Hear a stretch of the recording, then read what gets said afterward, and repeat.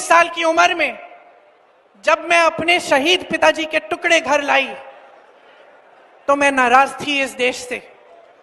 मैं नाराज थी। मेरे दिल में यह भावना थी, मैंने अपने पिता को भेजा, तुम्हारा काम था सुरक्षित रखना। मैंने अपने पिता को हिफाजत से तुम्हारे पास भेजा और तुमने ये टुकड़े लौटा दिए मुझे, और वो टुकड़े इस झंडे में लपेटे हुए थे, देश के झंडे में। मैं नाराज थी।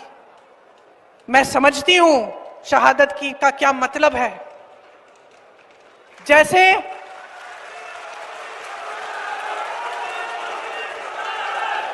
आज मैं 52 साल की हूं, आज मैं 52 साल की हूं, पहली बार मैंने ये चीज सार्वजनिक ऐसे मंच पे कही है। लेकिन वो जो नाराजगी थी मेरी, आस्ते आस्ते मैं समझी कि उस तरह की जो नाराजगी होती है वो सिर्फ उससे होती है जिससे प्रेम करते हैं हम। मेरे देश के लिए मेरे दिल में कितना प्रेम है, मैं कैसे समझाऊं। जब मोदी जी मंच पे खड़े होकर मेरे पिता को देशद्रोही बोलते हैं, जब मोदी जी कहते हैं कि मेरे पिताजी ने कोई कानून बदल दिया अपनी मां से विरासत लेने के लिए। जी हाँ, तो साहब इन्होंने जो पूरी बात आपने सुनी, कैसे पिताजी के टुकड़े आए, कैसे मैं नाराज थी, वाकई बहुत बुरी घटना थी, बहुत ही अफसोसनाक घटना थी। मैं बिल्कुल स्पष्ट ये बात बोलूंगा। लेकिन मैंने आप लोगों से बोला कि इनकी इस भाषण में, इस इमोशनल भाषण में कुछ झोल है, पॉलिटिकल झोल है। अब राजीव जी की हत्या के बाद, क्योंकि सवाल उठता है कि आदमी आपकी इमोशनल बातों से कैसे अपने आप को एसोसिएट करे, एम्पैथाइज करे, आपका दर्द समझे। लेकिन जब हम थोड़ा सा डीप में जाते हैं तो यार एक और तस्वीर सामने निकल कर आती है। राजीव गांधी जी की हत्या के बाद एक जस्टिस जैन कमीशन रिपोर्ट बैठी, उसमें उन्होंने डीएमके, करुणानिधि, इनके कैडर पर आरोप लगाया था कि इन्होंने जो तमिलनाडु में एलटीटी के एक्सट्रीमिस्ट को, आतंकवादियों को पनाह दे रखी थी, सेंचुरी दे रखी थी, खुली छूट दे रखी थी, उसके चलते राजीव गांधी जी की हत्या करी गई थी।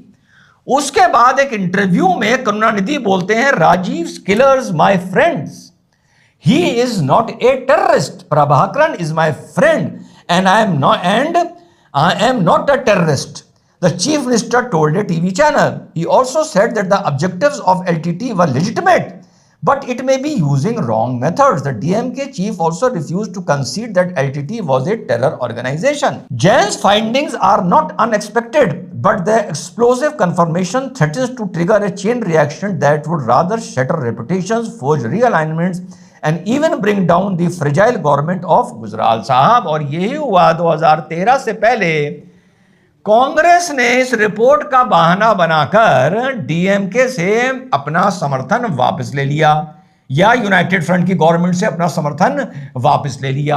और इसी तरह डीएमके भी इनसे दूर जाना चाह रहा था। करुणानिधि की बेटी कनिमोझी और राजा को लेकर 2G स्कैम पे लेकर और इनकी बेटी को जेल तक जाना पड़ गया था।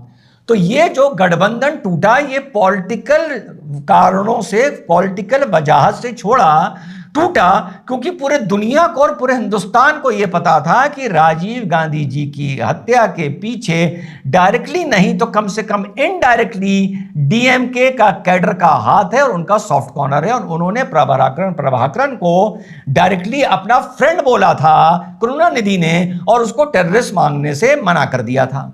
तो अब माननीय प्रियंका जी, आपके दर्द को हम चाहते हुए भी नहीं समझ सकते, क्योंकि आज भी आप आपने उन हत्यारों को मानवता के नाम पर अलायंस के दौरान जो 2004 से 2013 तक चला था, 9 साल, उसी के बीच में अज्ञात कारणों से आपने अपने पिताजी के हत्यारों को माफ कर दिया, क्योंकि वो जेल में इतने वर्षों से परेशान थे, सड़ रहे थे, महिला थी। आपने मानवता दिखाई, या ये दिखाया कि मानवता के चलते आप उनको माफ कर रही हैं। बहुत अच्छी बात है, ताली बजाते हैं आपके लिए। लेकिन एक सिलसिलेवार तरीके से, एक सिंडिकेट की तरह, एक कोलैबोरेशन की तरह, संरक्षण की तरह, जिस पॉलिटिकल विचारधारा ने आपके पिताजी के कातिलों को संरक्षण दिया, यार आप उन्हीं के साथ अलायंस करके बैठी 2004 में, और फिर अलायंस टूटने के बाद फिर आज की तारीख में आप उनके साथ अलायंस कर कर बैठी हैं। वहां बात मानवता की थी, चलिए माना, कम से कम यहां पॉलिटिक्स की थी। यहां तो आप अपने पिताजी जिनके टुकड़े आप तिरंगे में लपेट के आपके घर आए थे और आपने देखे थे, उनकी आत्मा को कुछ तो शांति मिलती ना, कुछ तो शांति मिलती कि आपने उनके हत्यारों को, प्लेटफॉर्म देने वालों को, आपके हत्यारों को अपना, आपके पिताजी के हत्यारों को अपना दोस्त, भाई मैं नहीं बोल रहा, ये तो करुणानिधि साहब ने बोला था, ये एविडेंस है। और जैन साहब के मेरे रिश्तेदार तो नहीं थे जिन्होंने ये साफ कहा कि इनकी एक्टिविटीज की वजह से आपके पिताजी के टुकड़े किए गए, जो वो तिरंगे में लपेट के आपके पास आए। तो आप पहले नाराज थी, उसके बाद आप इतनी कूल हो गई कि आपने मानवता के नाम पर उनके हत्यारों को भी माफ कर दिया और राजनीति के नाम पर उस राजनीतिक गुट को, पार्टी को भी माफ कर दिया। ना ना ना ना भैया, इतना हजम नहीं होता, ये तो कुछ ज्यादा हो गया।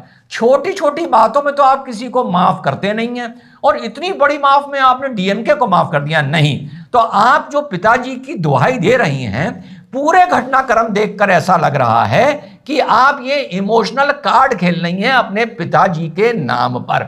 जैसे आप आरोप लगाती हैं कोई धर्म का कार्ड खेल रहा है, कोई रामलला का कार्ड खेल रहा है। चलिए, वो तो उनके एजेंडा में था, वो तो उनके मैनिफेस्टो में थे रामलला, चलिए वो उसका कार्ड खेल रहे हैं। 370 उनके मैनिफेस्टो में था, वो उसका कार्ड खेल रहे हैं। यूसीसी उनके मैनिफेस्टो में है, उनका कार्ड खेलना है। पर आपकी पिताजी की हत्या को लेकर आप राजनीति करेंगी, ये आपके मैनिफेस्टो में तो नहीं है ना। तो अब आप जलालत कर रही हैं, आप जलालत कर रही हैं, क्योंकि कोई भी ये नहीं मानेगा कि हत्यारों को भी माफ कर दिया, पॉलिटिकल पार्टी को भी माफ कर दिया। फिर 2013 में जैन साहब की रिपोर्ट के बाद आप बताते हैं कि आपने अपना गठबंधन अलग कर लिया। उसके बाद जैन कमेटी की रिपोर्ट के बाद जो महिला सुब्बलक्ष्मी जगदीशन कुछ नाम था उनका, जो 10 महीने आपकी पिताजी की हत्या की कॉन्स्पिरेसी में अंदर रही, आपने उन्हें कांग्रेस से टिकट दे दिया, वो कांग्रेस से चुनाव लड़ी हैं सुब्बलक्ष्मी जगदीशन करके, आप लोग चेक करिएगा। तो भैया यहां आपका दर्द समझ में नहीं आ रहा, आपके दर्द के अंदर कुछ कांड है, कुछ गड़बड़ है, पहली चीज। दूसरी बात, अगर आपके दर्द को हम सही मान भी लें तो आपने एक बड़ी पते की बात बोली है। देखिए, सब छोटा सा अधिवक्ता हूं, बस चीजों को जोड़ता हूं, इधर जोड़ा इधर घटाया, नहीं घटाता कुछ नहीं हूं, बढ़ाता भी कुछ नहीं हूं, सिर्फ जोड़ जोड़ के आपके सामने लाता हूं। तो आपने कहा शहादत का मतलब, कुर्बानी का मतलब मैं जानती हूं, क्योंकि मैंने कुर्बानी देखी है, पिताजी के टुकड़े देखे हैं। हम उस बात का फिर से तीसरी बार बता दें, बहुत अफसोसनाक हादसा था जो हुआ था, जो नहीं होना चाहिए था।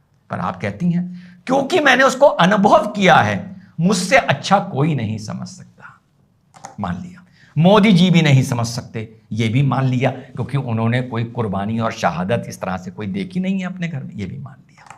लेकिन जब अब इसी बात को थोड़ा सा हम पलट देते हैं या एक नया एंगल दे देते हैं, इसका मतलब ये हो गया कि शहादत आप बेहतर समझ सकती हैं और गरीब का दर्द नरेंद्र मोदी बेहतर समझ सकते हैं, क्योंकि आपने शहादत देखी है, दूसरे बंदे ने गरीबी देखी है, आपने गरीबी देखी नहीं है। आप सिल्वर स्पून के साथ पैदा हुई थी। तो अगर आप ये मानती हैं कि अनुभव करने के बाद ही आप एक चीज को महसूस गहराई से कर सकते हैं और उसकी परेशानी और दर्द समझ सकते हैं, जैसे आप कुर्बानी और शहादत का समझ रही हैं, तो फिर कम से कम झूठ बोलना बंद कर दीजिए कि हम गरीब का दर्द भी समझते हैं, क्योंकि गरीब आप कभी रही नहीं। तो आज फाइनल हो गया कि शहादत का दर्द आप समझेंगी, गरीब का दर्द नरेंद्र मोदी जी समझेंगे।